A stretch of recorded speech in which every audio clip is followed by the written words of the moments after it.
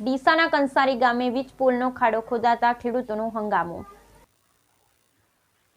ખેડૂત પરિવાર દર્શનાર્થે ગયો અને ઘરે આગળ ખાડા ખોદી દીધા। ડીસાના કંસારી ગામે ઝટકો કંપની દ્વારા સોલાર પ્રોજેક્ટની વીજ લાઈન નાખવાની કામગીરી દરમિયાન એક ખેડૂત પરિવારના ઘર આગળ ખાડો ખોદી દેતા ખેડૂત પરિવારે હંગામો મચાવ્યો, જેમાં પોલીસને બોલાવતા પોલીસ અને કોન્ટ્રાક્ટરના માણસો દ્વારા દાદાગીરી કરવામાં આવી હોવાના ખેડૂત આક્ષેપ કર્યા હતા।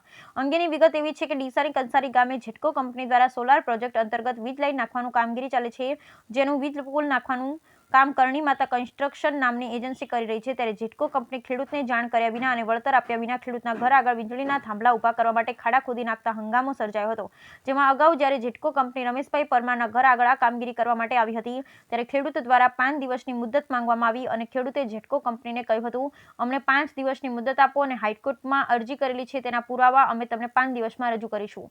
ત્યારે ઝટકો કંપનીના અધિકારીએ કહ્યું હતું કે અમે સોમવારે આવીશું, તમે પુરાવા તૈયાર રાખજો, પરંતુ ત્યારબાદ લાભ પાંચમે પરિવાર દર્શનાર્થે ગયો તે દરમિયાન પરિવારની ગેરહાજરીમાં કોન્ટ્રાક્ટર દ્વારા કામગીરી કરી ઘર આગળ ખાડા કરી દીધા। પરિવારજનો આવતા ખોદકામ રોકવા જતા ઝટકો કંપનીના અધિકારીએ પોલીસના બોલાવી હતી। ખેડૂત જેઠાભાઈ જણાવ્યા મુજબ પરિવારના સભ્ય સાથે દાદાગીરી કરી હોવાના આક્ષેપ કર્યા। આ દરમિયાન એક નાની બાળકી બેભાન થઈ ગઈ, તેને 108 મારફતે ડીસા સિવિલ હોસ્પિટલમાં તાત્કાલિક દાખલ કરવામાં આવી। બ્યુરો રિપોર્ટ ભરત ઠક્કર, ડીસા, બનાસકાંઠા।